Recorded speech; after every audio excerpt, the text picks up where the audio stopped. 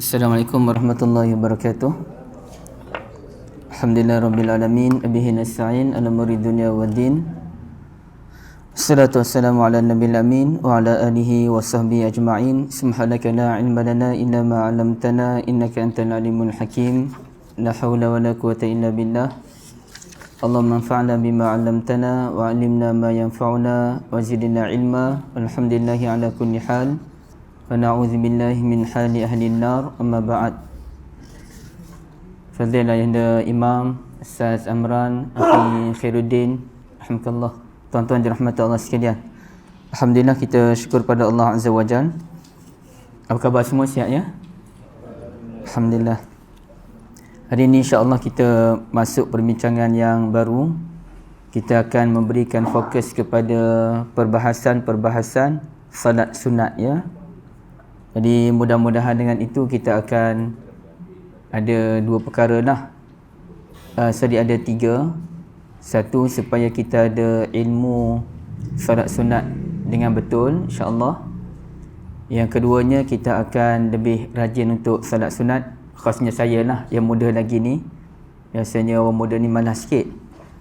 Dan yang ketiga adalah supaya kita, bila ada ilmu, kita lebih berlapang dada terhadap perbezaan pandangan yang ada ya, insya-Allah. Dengan kita memahami bahawasanya perbahasan kalangan ulama ni luas, maka sebagai orang yang menyintai ilmu, kita terbuka dengan perbezaan pendapat, namun kita tegas terhadap sebarang perkara yang tidak dibenarkan dalam syarak ataupun benar-benar menyalahi ajaran Nabi sallallahu alaihi wasallam. Itu kita tegaslah. Tapi selagi mana kita boleh pertimbangkan ada ulama yang menyokong, maka kita mesti terbuka, insya-Allah.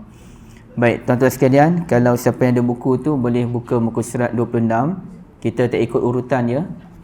Kita pilih mana-mana topik, tapi insya-Allah kita cuba cover sebanyak mungkin topik dalam buku ini, iaitu salat sunat wuduk ya, salat sunat wuduk. Okey, kita baca dulu mukadimah dia. Salat sunat wuduk antara salat yang memiliki keistimewaan tersendiri seperti salat tahiyatul masjid. Kita disunnahkan untuk mengerjakan salat sebanyak 2 rakaat selepas berwuduk tanpa mengira masa pun ya, bila-bila pun. Semestinya bukan senang untuk beramal dengan salat wuduk ini, melainkan kita memiliki keimanan dan keazaman yang tinggi. Bayangkan kalau kita berwuduk pada jam 3 petang, adakah kita larat untuk mengerjakan salat sunat pada pukul jam 3 petang tersebut? Jadi kalau saya pun, saya memang tak buat lah tuan-tuan sekalian ya. Sebab contohnya saya ni menulis buku. Jadi bila kita tulis buku ni, saya letak satu disiplin. Saya mesti berwuduk apabila menulis buku. Jadi katakanlah wuduk batal dalam pukul 2.45, saya pergi ke toilet. Kemudiannya kita ambil wuduk. Jadi antara saya nak solat dulu 2 rakaat ataupun terus pergi menulis buku.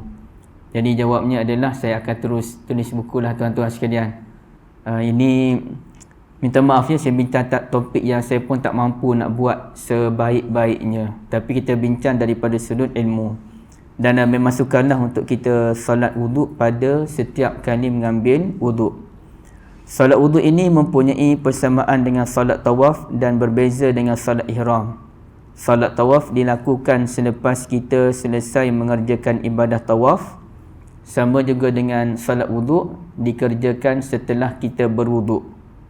Salat tawaf ni kita tawaf dulu kan, baru kita salat 2 rakaat. Berwuduk pun, salat wuduk pun sama, dia kena berwuduk dahulu barulah salatul wuduk. Berbeza dengan salat ihram, yang mana salat ihram dikerjakan sebelum kita berihram. Betul ke tuan-tuan ya? Salat ihram sebelum ke selepas ihram? Ya? Dah tak ingat dah, lama tak pergi Mekah kan?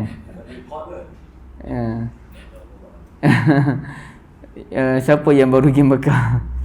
Kita, sebab kita ni biasanya kita akan pakai ihram sebelum pergi ke miqat tu kan. Kita akan pakai siap-siap di hotel. Kemudiannya kita pun pergilah mana-mana miqat. Kita niat. Okey. Tapi sebenarnya dalam kalau ikut kaedah yang betul adalah kita solat ihram dulu, barulah kita pakai ihram. Tapi benda tu tak kisahlah yang mana pun, ulama tak kisah pun. Cuma kaedah yang betul. Kaedah yang betul, kita pergi dalam keadaan biasa dulu sampai di miqat, kita salat 2 rakaat, barulah kita memakai ihram. Dan paling baik adalah memakai ihram ketika dalam kenderaan. Tapi semua benda tu benda yang sulit lah tuan-tuan untuk kita kerjakan. Baik.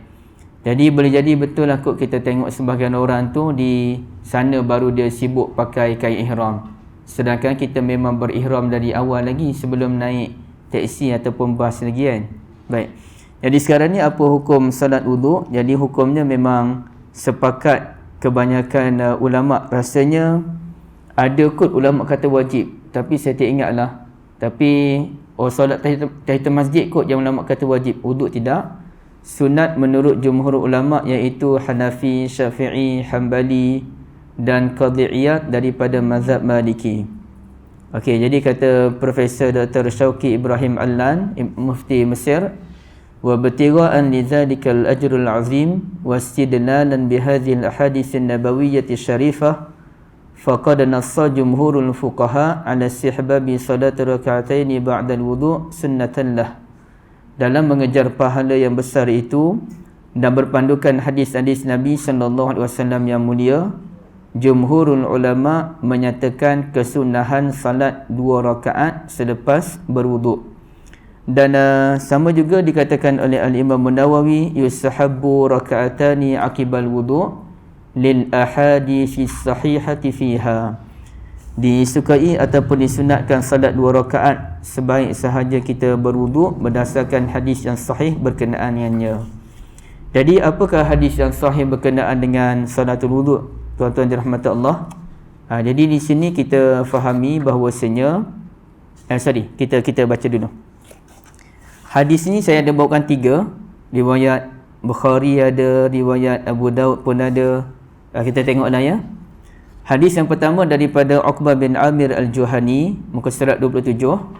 Anna Rasulullah sallallahu alaihi wasallam qala, "Ma minkum min ahadin yatawadda fayuhsinul wudu' thumma yaqumu fayarka'u rak'atain yuqbilu 'alaihima biqalbihi wa wajhihi illa qad awjaba."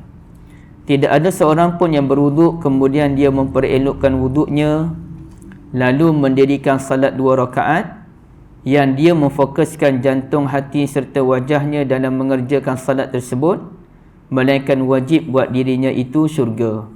Jadi kalau kita berwuduk elok-elok, kita salat dengan penuh perhatian ya, yuqbilu alaihima biqalbihi wa wajhihi, maka Nabi sallallahu alaihi wasallam menjaminkan kita syurga, masya-Allah ya, insya-Allah. Dan kata Nabi dalam hadis yang lain, riwayat Utsman bin Affan radhiyallahu an, man tawadda'a nahwa wudu'i hadza thumma shalla rak'atain la yuhadditsu fihima nafsah ghufira lahu ma taqaddama min dhanbi. Sesiapa yang berwuduk sebagaimana wudukku ini, kemudian dia menunaikan salat 2 rakaat yang mana dia tidak lalai dalam salat tersebut, maka akan diampunkan dosa-dosanya kecil yang terdahulu. Okey. Dan satu lagi hadis Nabi sallallahu alaihi wasallam tentang Bilal bin Rabah. Ini ibu ayah semua maklum ya, yang mana Bilal bin Rabah kata beliau, anni lam atatahhar tahuran fi sa'ati lailin aw naharin illa sallaitu bidzalika tuhur ma kutiba li an usalliya. Okey, kata beliau, saya ambil potongan lah, dia ada lagi ucapan yang lain. Beliau ni tak kiralah bila pun, malam ke siang ke, kalau beliau berwuduk je, beliau akan mengerjakan salat. Jadi ini kehebatan Bilal bin Rabah. Yang kita buat contoh pukul 3 petang tadi pun kita dah tak mampu tuan-tuan, saya dah tak mampu. Kalau macam Bilal bin Rabah ni, masya-Allah ya, berwuduk je salat, berwuduk je salat. Mungkin kalau kita tengok antara ulama yang begitu banyaklah mengerjakan salat secara jelasnya adalah boleh kata ulama ni semua rajin salat ya. Tapi antara yang jelas juga adalah Al-Imam Al-Bukhari. Kerana beliau menyatakan setiap kali beliau masukkan hadis di dalam kitab Al-Jami'us Sahih, beliau akan salat istikharah 2 rakaat.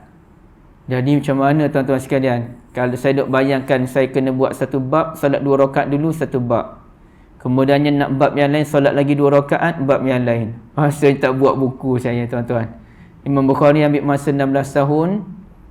Kita macam mana saya tak tahulah. Memang tak larat. Memang sangat-sangat tak larat. Okey. Tapi itu disiplin yang dibawakan oleh Al-Imam Al-Bukhari rahmatullahi alaih.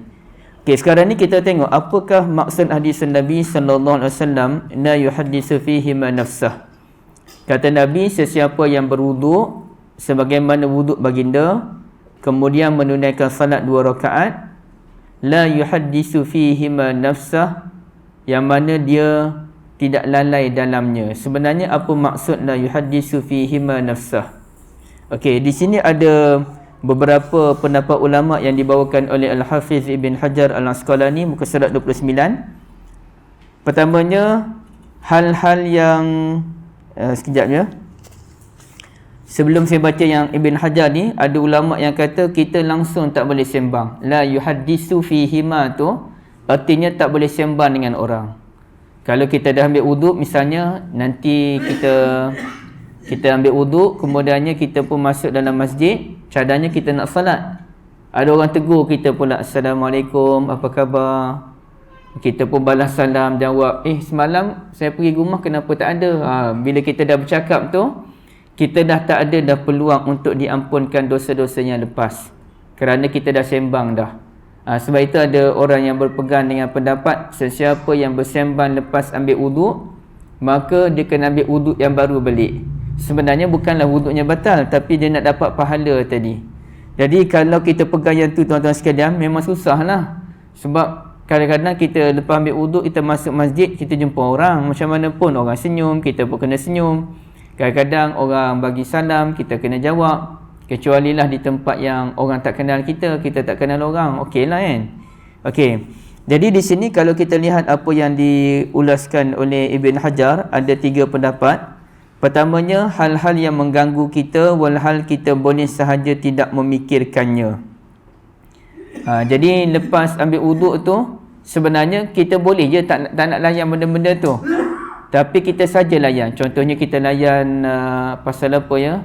Pasal apa-apalah, pasal pekerjaan kita ke, pasal isu di Palestin ke, ataupun pasal isu yang terbaru kan tuan-tuan, ada mayat wanita ditemui tanpa kepala di Alur Gajah ke di mana. Memang amat menakutkan lah.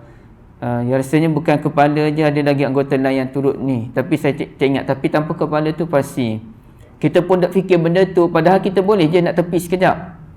Okey, tapi kita saja layan, kita layan, kita pun salat.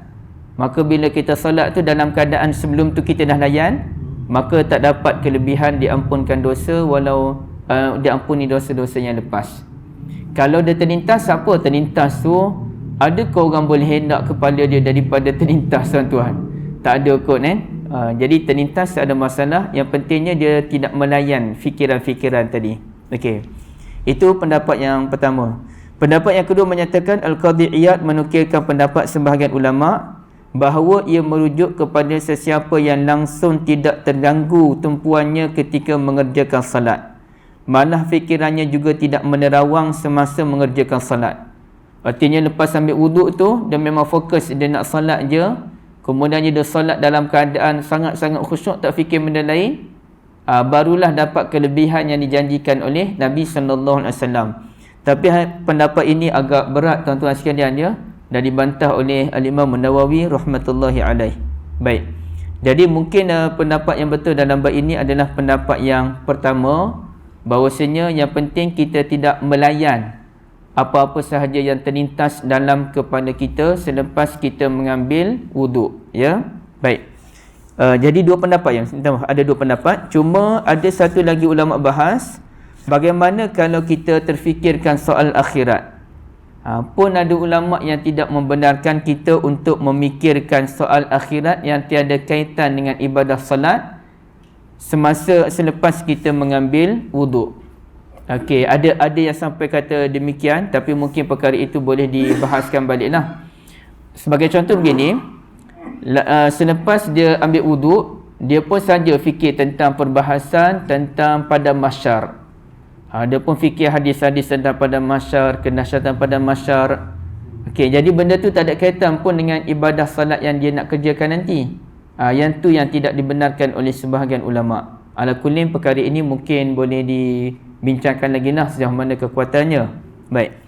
Perkara yang seterusnya, tuan-tuan dirahmati Allah, adakah Bilal bin Rabah radhiyallahu an merupakan orang pertama mengerjakan salatul wuduk? Kerana ini biasalah tuan-tuan dengar ya.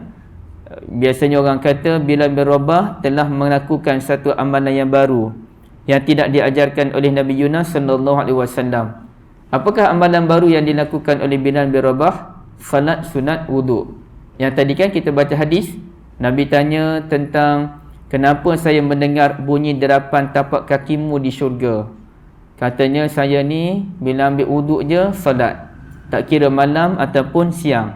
Maka di situ ada orang yang kata Bilal bin Rabah telah melakukan satu amal bid'ah. Ini menunjukkan bahawa boleh kita melakukan amalan-amalan baru yang tidak diajarkan oleh Nabi SAW. Yang penting amalan tu elok pada pandangan kita.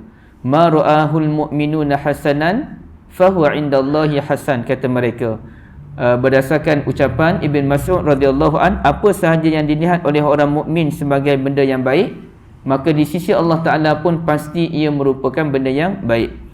Jadi sebenarnya tuan-tuan dirahmati Allah sekalian, ada ibu-ibu pun ada ke? Oh ya.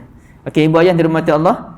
Jadi dalam bab ini yang sebetulnya adalah Bilal bin Rabah radhiyallahu an bukan mereka-reka amalan. Kan ada hadis yang kita bacakan tadi, paling kurang ada dua hadis yang menunjukkan adanya salat sunat wuduk. Yang ajar salat sunat wuduk itu ialah Rasulullah sallallahu alaihi wasallam. Jadi kalau kita kata Bilal yang mereka-reka benda ni, itu adalah satu pendapat yang tersasar daripada sudut ilmiahnya. Baik. Kemudiannya tuan-tuan dirahmati Allah sekalian, ibu ayah, ulama juga bincang apakah kita masih dibenarkan untuk solat wuduk meskipun kita sudah lama berwuduk. Contohnya macam ni, Din ambil wuduk di rumah dalam pukul 1 tengah hari. Zuhur sekarang ni dalam 1.20. Jadi lepas ambil wuduk pukul 1 tu, Din tak salat terus. Okey, duduk bersedia untuk datang. Kemudiannya dia pun pelan-pelan datang surau, jumpa orang lah tengah jalan dan sebagainya. Pukul 1.20 baru sampai di surau, satu suku baru sampai di surau.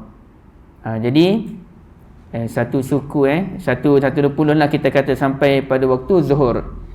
Jadi boleh tak bila azan zuhur, Din pun nak tak kena tuan-tuan sekalian, zuhur dia jadi solat sunat sebelum zuhur. Kira kata Akhi Khairuddin datang pada waktu duha lah, kita katakan pukul 10 pagi. Okey, datang 10 pagi di sini, boleh tak ambil wuduk pukul 9.30 pagi, pukul 10 pagi baru nak mengerjakan salat sunat wuduk. Jadi ada beza masa yang agak panjang dalam setengah jam. Ini ulama bahas ya. Pertamanya kita disunahkan dan dimestikan untuk segera mengerjakan salat sesudah berwuduk. Ini disebutkan oleh Imam Nawawi tadi. Yusahabu raka'atani akiba, dia sebut akibal wuduk, disunatkan salat 2 rakaat sejurus selepas berwuduk. Okey. Dan sekiranya jarak masa agak panjang dan kita belum salat, maka ruang mengerjakan salat tersebut dianggap sebagai tertutup. Okey. Menurut Ibn Hajar Al-Asqalani radhiyallahu an, ketika membahaskan tentang hadis Uthman bin Affan, fihi istihbabu salati raka'ataini aqibal wudu'. Hadis ini menerangkan kepada kita disunatkan untuk salat 2 rakaat sebaik sahaja selepas berwuduk. Aqibal wudu' ni, lepas wuduk tu terus kita salat. Itu. Kecuali kalau dia tak guna perkataan akibah, dia guna perkataan lain, ba'da ke dan sebagainya. Tapi ni akibah, lepas saja berwuduk kita salat. Tak boleh dipisahkan dengan tempoh masa yang panjang. Kata Syekhul Islam Zakaria Al-Ansari, kan dia setiap ulama ni dia ada Syekhul Islam dia masing-masing. Kalau Hanbali, Ibn Taymiyah lah. Kalau mazhab Syafi'i, Zakaria Al-Ansari. Syekhul Islam Zakaria Al-Ansari menjelaskan, wa tafutu sunnatul wudu'i bitulil fasli urfan 'alal awjah wa qila bil i'rab wa qila bil hadas. Dan terlepas solat sunat wudu apabila lama terpisah, wujud pemisah yang lama berdasarkan uruf menurut pendapat yang kuat. Ada pendapat menyatakan terlepas peluang untuk kita solat sunat wudu apabila kita melakukan perbuatan lain. Contohnya lepas berwudu, kita duduk makan minum dulu ke, walaupun tempohnya dalam 2-3 minit je, tapi sebab kita dah makan, kita minum, kita sembang dengan orang, maka terlepas peluang untuk solat sunat wudu. Ini kata Syekh Zakaria Al-Ansari. Dan juga dikatakan terlepas kalau kita bercakap dengan orang, tapi agak agak ketat, tapi itulah ada pandangan ulama demikian. Kata Al-Bujairimi, ulama mazhab Syafi'i juga, wa tafutu sunnatul wudu bitulil fasli urfan 'alal awjah, maka terlepaslah salat sunat wudu apabila terpisah dalam tempoh masa yang lama menurut uruf. Masalahnya ibadah yang dirahmati Allah, tidak dinyatakan uruf tu berapa lama. Itulah masalahnya. Berapa lama, 5 minit ke, 10 minit ke, 2 minit ke. Itu tak ada satu penjelasan yang tepat kalangan ulama. Jadi katanya, maknanya kalau kita rasa panjang tu tak boleh dah lah gitu. Berapa lama? Kalau nak selamat kita anggap 2 minit. Kalau kita nak ajak sikit 5 minit. Itu untuk selamat lah. Kata Syekh Munajjid, wal khulasah, Syekh Munajjid ni beliau murid Ibn Baz, artinya mazhab Hanbali. Anna raka'atai al-wudu yang bagi an takuna akibal wudu. Muka surat 32. Mubasyaratan. Salat sunat wudu ini mesti dilakukan selepas kita berwudu secara terus. Mubasyaratan. Fa in ta'akhkharta 'anil wudu bi waqtin tawil kal waqti alladhi yusalli fihi al-fariḍah faqad fata waqtuha. Beliau menyatakan berapa lama tempoh itu. Sekiranya anda melewatkan salat selepas berwudu dalam tempoh yang lama, yang mana lama tu seperti waktu dikerjakan salat fardu, maka terlepaslah waktu mengerjakannya. Jadi kita katakan salat 4 rakaat, berapa minit tuan-tuan ya? 4 rakaat. Yang sederhana lah, bukan salat panjang-panjang baca kahfi apa benda tu. Yang biasa-biasa je. 6 ke 8 minit juga kan? Saya rasa 8 minit lah. Ada ulama tu kata 8 minit. Dia kata 8 minit tu 2 rakaat. Memang ulama tu warak sangat lah. 8 minit lah lebih kurang ya. Saya rasa 2 rakaat sekitar 4 minit. Kalau solat laju 2 minit pun boleh. Solat betul-betul ringkas 2 minit pun boleh. Ini solat sederhana. Kalau 2 rakaat dalam 4 minit. Solat sederhana. Kalau 4 rakaat 8 minit. Jadi sekitar 8 minit ke 10 minit lah. 8 minit tu kalau kita ambil wuduk pukul 9 pagi, 9 suku baru nak solat, kira tak boleh dah lah. Tapi kalau ambil wuduk pukul 9, pukul 9 5 minit baru nak solat wuduk, insya-Allah ya dibolehkan ya. Okey. Tapi kita tak kisah kalau tak dapat solat sunat wuduk pun boleh solat yang lain kan. Boleh solat duha, macam-macam lagi solat. Cuma solat sunat wuduk tu tak dapatlah fadilat solat sunat wuduk. Okey.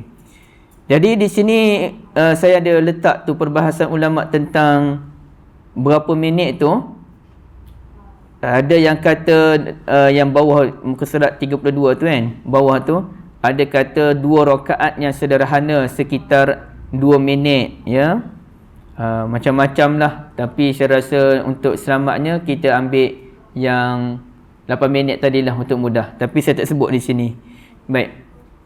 Apakah kita dibenarkan untuk mengerjakan salat wuduk pada waktu terlarang? Boleh tak boleh? Waktu terlarang ni yang paling kritikal sebenarnya 2. Yang paling kritikal lah yang semua ulama sangat-sangat ketat. Iaitu apabila matahari terbit dan apabila matahari terbenam. Sekarang matahari terbit pukul 7.20. 7.18. Maghrib ke apa maghrib sekarang? 7.18 lah. Ada sama je. Sama selalu ke ataupun kadang-kadang je sama. Kalau terbit matahari 7.18, terbenam matahari pun 7.18. Lebih kurang begitulah. Okey, jadi pukul 7.18 tu sekitar dalam 12 minit itulah waktu yang paling tidak digalakkan untuk solat. Hatta kalau Hanafi ni solat fardu pun tak boleh. Iaitu bagi orang yang terbangun lambat solat subuh, bangun-bangun tu 7 suku dia bangun. Bersiap-bersiap 7.18 baru nak siap solat, maka tak dibenarkan. Sampai demikian Hanafi punya ketat, ya. Dan satu lagi adalah sebelum rembang senja ataupun sebelum maghrib dalam 12 minit, itu waktu yang betul-betul terlarang. Okey. Tapi kalau matahari tegak atas kepala, situ tu ada ulama yang kata boleh je. Macam mazhab Maliki dan Imam Bukhari rasanya kata boleh je nak solat sunat sebelum zuhur, iaitu ketika matahari tegak atas kepala. Bahkan kalau kita kira mazhab Syafi'i pun membenarkan solat ketika matahari atas kepala pada hari Jumaat. Artinya dia ada kelonggaran sedikit. Dan kemudiannya lepas subuh. Okay, lepas subuh ni pun ada ulama bahas lagi macam mana kan. Okay, tapi ceritanya tak boleh solat sunat lepas subuh. Cuma dia tak seketat larangan ketika matahari terbit. Yang paling ulama consider dalam bab larangan ni antara waktu yang ulama consider juga lepas asar. Lepas asar ni majoriti ulama tidak membenarkan salat sunat, tapi ada minoriti membenarkan. Minoriti membenarkan, dan Imam Ahmad bin Hanbal rahmatullahi alaih menyatakan, saya tak berkenan salat sunat lepas asar. Tapi dah ada orang nak buat tu, buat je lah. Saya tak kisah pun. Lebih kurang begitulah, beliau tak kisah pun. Tapi pada beliau tidak ada salat sunat selepas asar. Selepas salat asar. Okay, jadi bila kita bincang, adakah boleh kita mengerjakan salat wuduk pada waktu terlarang? Kata Syekhul Islam Zakaria Al-Ansari, wa nudiba liman tawadda'a an yusalliya aqiba wudu'ihi raka'ataini fi ayyi waqtin kana, dan disunatkan bagi sesiapa yang berwuduk untuk salat sesudahnya sebanyak 2 rakaat pada bila-bila waktu pun. Jadi tak kiralah waktu terlarang ke apa ke, boleh kita salat sunat wuduk. Tapi sebaik-baiknya kalau waktu terlarang tu dah nak habis dah, sikit lagi, tunggulah sekejap, ya. Tunggu sekejap, ataupun paling baik elakkan. Tapi kalau nak buat juga dibolehkan, ya. Baik. Ada soalan dulu ke tuan-tuan? Boleh? Dia nak kena?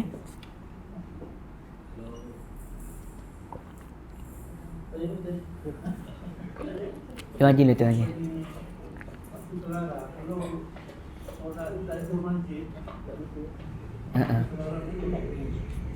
Dia sama juga, boleh. Mazhab Hanbali dengan Syafi'i bagi. Mazhab yang betul-betul tak baginya Hanafi. Maliki saya tak pasti dia bagi tak bagi salat tahiyatul masjid pada waktu terlarang. Tapi kiranya jumhur ulama membenarkanlah. Okey. Ni? Kalau masuk azan. Sampai kan kita sunatkan tahiyatul masjid kan. Duduk ke solat duduk ke tahiyatul masjid? Ada ke? Adakah sebab kita buat selepas azan yang sunat-sunat wudu bersama sunat-sunat kita masjid, termasuk dalam 4 rakaat yang kita Nabi ni ataupun lain? Ada ni kita bahas depan sikit lagi ni. Okey. Ada sikit lagi depan. Cuma saya tak perincikan satu-satu lah. Okey. Saya jawab nanti. Barakallahu fikum. Adakah kita boleh sengaja berwuduk pada waktu terlarang dengan tujuan nak salat? Contohnya tuan-tuan sekalian dah salat asar dah, balik ke rumah, kemudiannya rasa macam, ya Allah, banyaknya masalah di hidup aku ni, ya. Dan kita pun dalam pukul 6 petang tu kita rasa nak salat lah, tapi tak boleh nak salat. Hati kita ni tak tenang. Kita rasa tak boleh baca Quran je, kita nak salat juga 2 rakaat dalam keadaan hati kita tak tenang. Jadi boleh tak dalam keadaan kita ni nak solat sunat? Tak boleh. Lepas asar kita sengaja berwuduk dengan tujuan untuk solat sunat. Okey, kata ulama, al-jawabu na'am la haraj. Okey, sekejap Fi waqtil karahati yajuzu salatu salawatil lati laha sababun wal wudu'u sababun wa tahiyyatul masjidi sababun. Bukan ini jawapan lain, saya kena baca atas dulu. Kita tidak dibenarkan untuk sengaja berwuduk pada waktu terlarang dengan tujuan mengerjakan salat sunat, tak boleh. Sengaja masuk masjid untuk salat sunat tahiyatul masjid, sengaja berwuduk dengan tujuan untuk salat sunat wuduk, itu tidak dibenarkan. Tapi kalaulah dalam pukul 6 petang, tuan-tuan pun terfikir nak baca Quran, jadi tapi nak baca Quran ni nak ada wuduk lah, itu lebih baik kan. Kita pun ambil wuduk dengan tujuan nak membaca Al-Quran demi memenuhi petang Jumaat kita sebagai contoh. Jadi lepas kita ambil wuduk pukul 6 tu, niat kita bukan ambil wuduk kerana kita nak menghalalkan salat sunat wuduk, tidak. Tapi memang kita ambil wuduk dengan tujuan untuk membaca Al-Quranul Karim. Maka kita dibenarkan untuk salat sunat wuduk dahulu. Ini katanya, pada waktu makruh salat kita harus mengerjakan salat yang ada sebab, iaitu salat sunat wuduk dan juga salat sunat menghormati masjid, ya. Menurut Syekh bin Utsaimin, beliau menjelaskan apabila seseorang berwuduk sebelum maghrib, yang saya kata tadi waktu larangan tadi, rembang senja, maka dia boleh mengerjakan salat wuduk. Ini kerana pendapat yang tepat daripada pendapat-pendapat ulama. Setiap salat yang ada sebab maka boleh dikerjakan pada waktu terlarang. Salat yang dilarang adalah salat tanpa sebab. Jadi salat wuduk ni salat yang ada sebab. Jadi bila ambil wuduk je, maka bolehlah kita untuk salat sunat wuduk. Persoalannya, adakah yang menjawab soalan tadi, adakah salat wuduk ini termasuk salat maksudah ataupun bukan maksudah? Okey, apa maksud maksudah dengan ghairu maksudah ni tuan-tuan sekalian? Payah juga kita nak tentukan maksudah dengan ghairu maksudah ni. Maksudah ni solat yang memang solat itu wujud dengan sendirinya. Contohnya solat zuhur, solat duha, solat rawatib, itu maksudah. Dan ada solat yang namanya ghairu maksudah. Solat yang mana dia ni bukan wujud kerana dirinya sendiri, tapi dia wujud kerana benda-benda lain. Contohnya apa ya? Ada ulama kata salat istikharah pun salat ghairu maksudah. Ada ulama kata demikian. Jadi dalam kes salat wuduk dan tahiyatul masjid ni, ada ulama menyatakan ia bukan salat maksudah. Tapi sebenarnya dia ada dua wajah. Ya, dia ada dua wajah. Salat wuduk dan salat tahiyatul masjid adalah salat yang mana dia boleh hidup dengan sendiri. Dalam masa yang sama dia boleh menumpang orang lain. Boleh hidup dengan diri sendiri ni macam mana? Contohnya, kita dah ambil wuduk tadi, maka bolehlah kita salat pada waktu terlarang. Dia boleh hidup dengan sendiri. Walaupun masa tu pukul 7 petang, tapi kerana kita dah ambil wuduk bersedia untuk salat maghrib, maka kita dibenarkan untuk salat sunat wuduk. Itu maksud boleh hidup dengan sendiri. Tetapi dalam masa yang sama dia salat yang menumpang. Salat yang menumpang ni artinya yang penting lepas kita berwuduk kita salat. Itu yang penting. Jadi misalnya kita ambil wuduk dalam pukul 10 pagi, kita pun salat sunat duha dalam pukul 10 pagi itu, maka salat sunat duha itulah salat sunat wuduk. Dia merangkumi sekali. Sama ada kita niat ataupun kita tak niat, ia sudah dikira sebagai salat sunat wuduk. Cuma yang paling baik kita kena pilih satu je niat. Cuma sebelum solat tu kita kata, ya Allah, aku ni dah ambil wuduk, aku nak solat 2 rakaat. Tapi bila takbiratul ihram je, kita hanya niatkan solat sunat wuduk. Jadi dalam kes tadi, solat sunat sebelum zuhur 4 rakaat ada kelebihan yang tinggi. Bahkan ada ulama kata menyamai solat tahajud di malam hari. Maka kita solat sunat 4 rakaat tu namanya rawatib qabliyah. Niat dia solat maksudah, solat yang memang hidup dengan sendiri. Dia mesti diniatkan sahaja aku salat sunat sebelum zuhur. Kalau kita niat sahaja aku salat sunat wuduk, kita tak dapat pahala salat sunat rawatib sebelum zuhur. Kalau kita niat salat tahiyatul masjid, kita tak dapat pahala salat sunat sebelum zuhur. Tapi kalau kita masuk masjid dalam pukul 1.20 ke sekarang zuhur? 1.20, kita katakanlah 1.20 katakanlah. Kita masuk masjid, masa tu orang azan, kita pun ambil wuduk. Lepas ambil wuduk, kita ada solat tahiyatul masjid, kita ada solat wuduk. Jadi tak perlu kita tinggalkan semua tu. Kita tinggalkan solat tahiyatul masjid, kita tinggalkan solatul wuduk, kita kerjakan solat sunat sebelum zuhur 4 rakaat. Ia merangkumi sekali solat wuduk dan juga solat tahiyatul masjid. Jadi itu je lah. Jadi ada kan bising video viral niat campur tu kan. Okey, sebenarnya sudut ulama kata okey je campur yang dia sebutkan tu pun boleh, tapi panjanglah benda tu nak kena bahas. Dan secara realitinya Nabi SAW tidak didapati pernah mencampurkan niat bila takbiratul ihram. Percampuran niat boleh berlaku. Contohnya kita nak salat taubat dan dalam masa yang sama kita nak salat wuduk. Kita bangun di malam hari pada pukul 3 pagi lah contohlah. Ni siapa-siapa yang rajin lah. Kita pun ambil wuduk, kita pun niat aku ni nak salat wuduk, aku pun nak salat taubat. Boleh dia jadi bercampur. Tapi bila kita takbiratul ihram tu satu je. Sahaja aku salat taubat 2 rakaat. Macam tadilah, kita boleh campur salat sunat wuduk, salat tahiyatul masjid dengan salat rawatib. Tapi bila niat tu hanya pilih niat yang paling dominan, iaitu salat sunat sebelum zuhur. Ya. Allah A'lam. Ada soalan lagi tuan-tuan?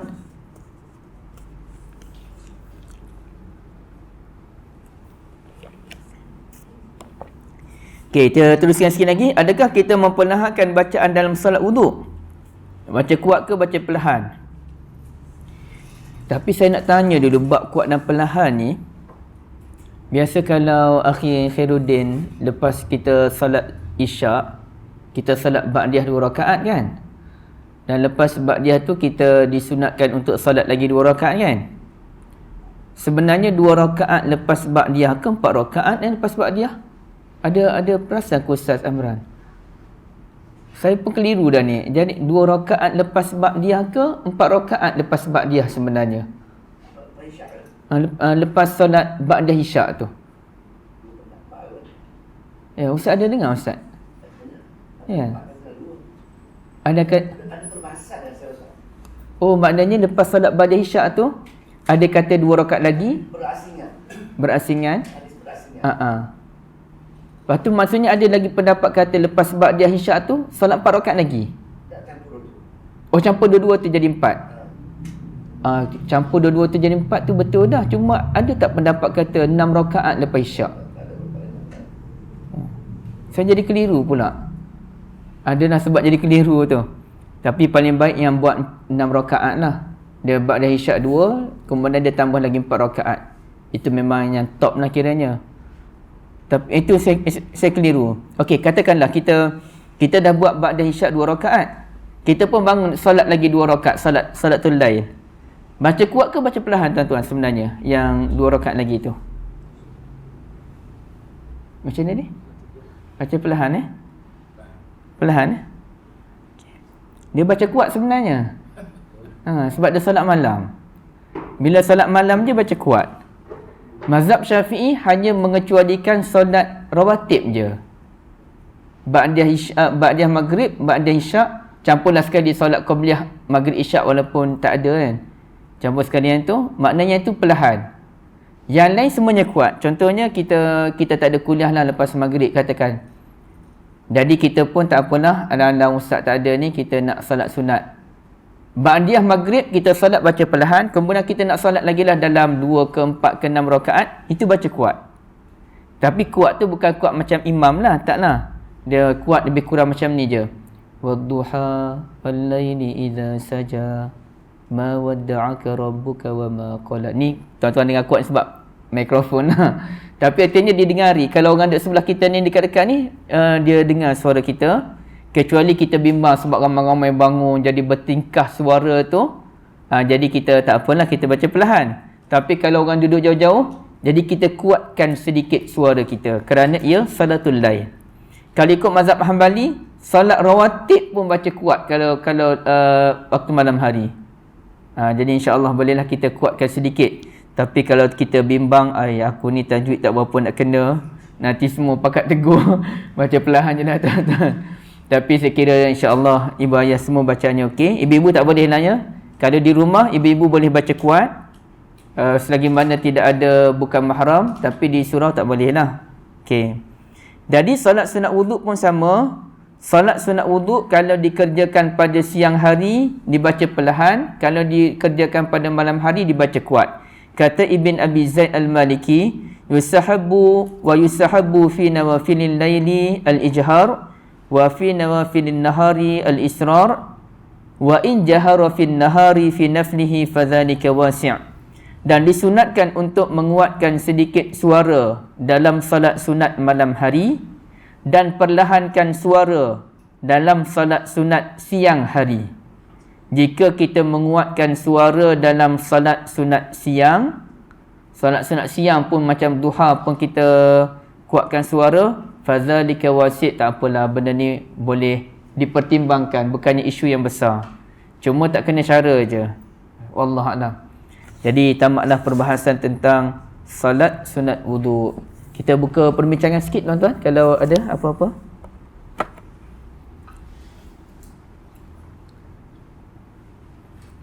Boleh semua? Dah okey dah. Okay. Baru sampai pun dah, insya-Allah dah.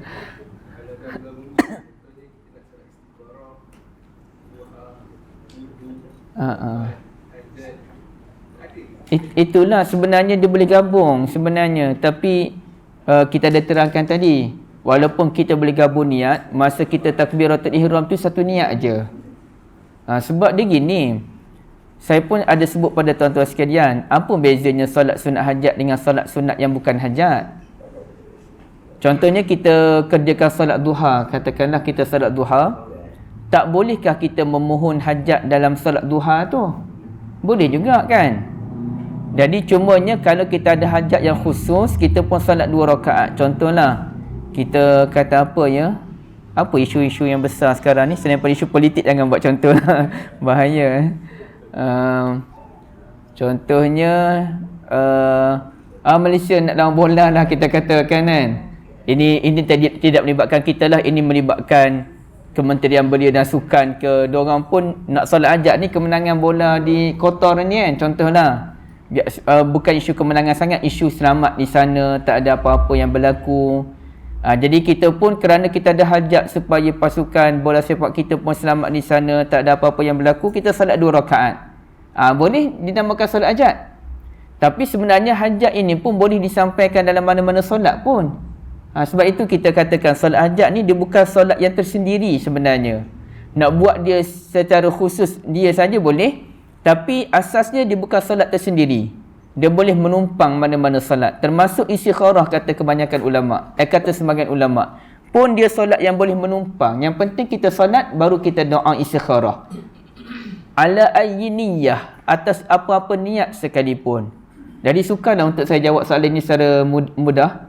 Tapi wallahualam paling baik kita pilih satu niat. Paling baik kita asingkan. Tapi ada solat yang kita jangan asingkan. Masuk dalam surau, aku solat tahiyatul masjid dululah, kemudiannya baru aku solat wuduk. Itu tak betul. Dia kena sekali je, tak perlu diasingkan. Jadi sukar untuk saya memudahkan jawapan ni. Itu sekadar ulasan secara umum je tuan-tuan ya. Okey.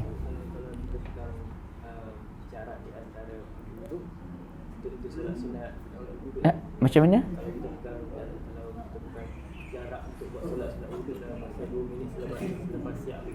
Kalau kita dekat Masjid Nabawi tu wuduk jauh. Jadi mungkin dah lepas 2 minit apa masih boleh buat lagi solat. Kalau Masjid Nabawi tu dia punya jarak jauh kan, bukan Masjid Nabawi okey lagi, Masjid Haram lah. Masjid Haram pun banyak tempat wuduk kan.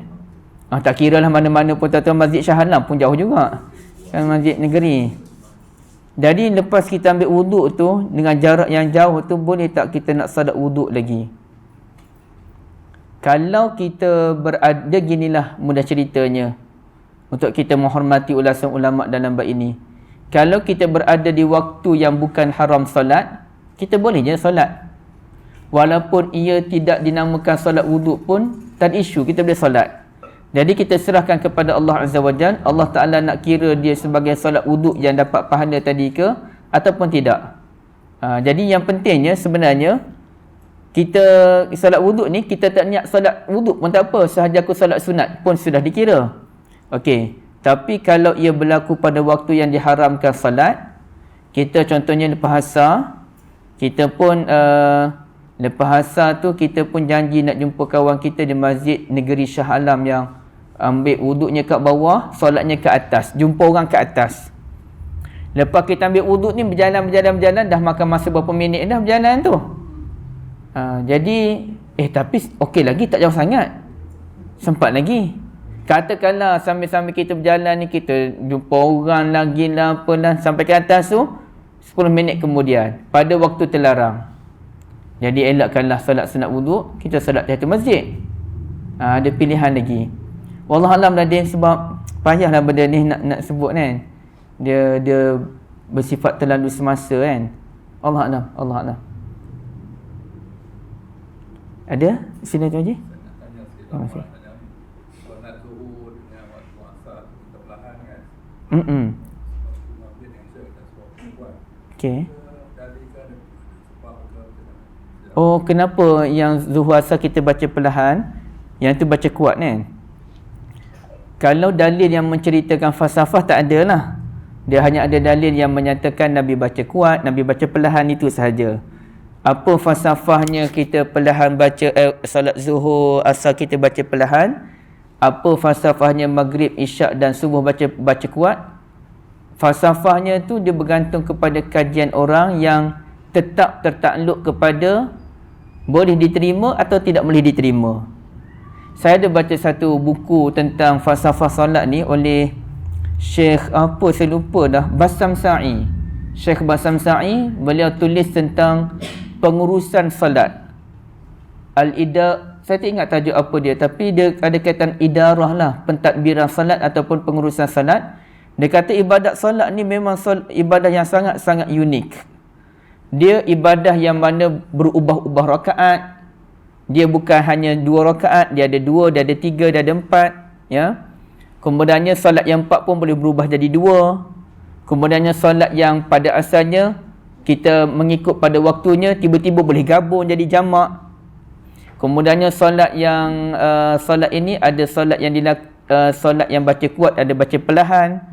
Ada solat yang mana dikerjakan, ada punya pelbagai solat sunat. Ibadat solat ini merupakan ibadat langit dan juga ibadat bumi, yang mana kita dapat perintah tu dari langit dan dikerjakan di bumi. Macam-macam lah falsafah yang dibawakan oleh Syekh Bassam Sa'i. Termasuklah ia ibadah yang realiti dengan ibadah mimpi.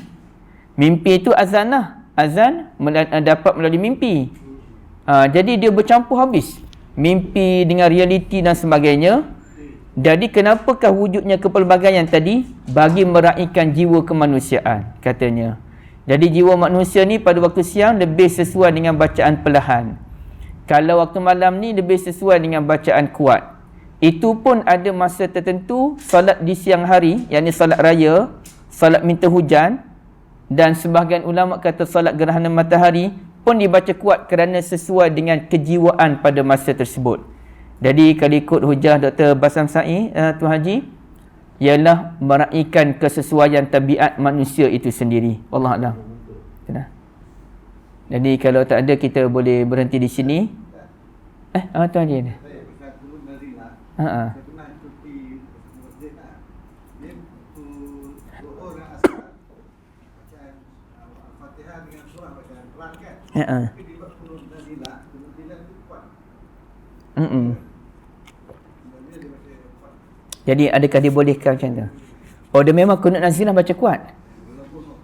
Zuhur dan asar. Jadi kunut nazilah memang dibaca kuat dalam mana-mana solat. Cuma jangan buat solat sunat je kunut nazilah ni. Sebab ada orang buat solat ajat, dia kunut nazilah masa solat ajat. Itu tak betul lah. Satu-satunya solat sunat yang boleh kunut nazilah adalah salatul witir, menurut pandangan sebahagian ulama'. Sebab sebahagian ulama' macam Imam Nawawi, beliau kata kita boleh kita boleh baca doa kunut sepanjang solat witir. Malam ni kita solat witir, kita boleh baca doa kunut. Esok kita solat witir, kita boleh baca doa kunut.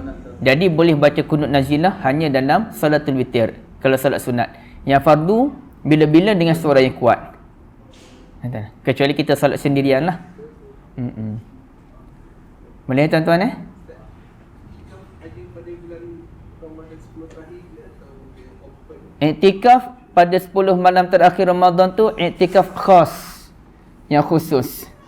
Manakala bila-bila kata mazhab Syafi'i terutamanya, kita duduk di masjid, kita duduk di surau, kita boleh iktikaf walaupun sekejap.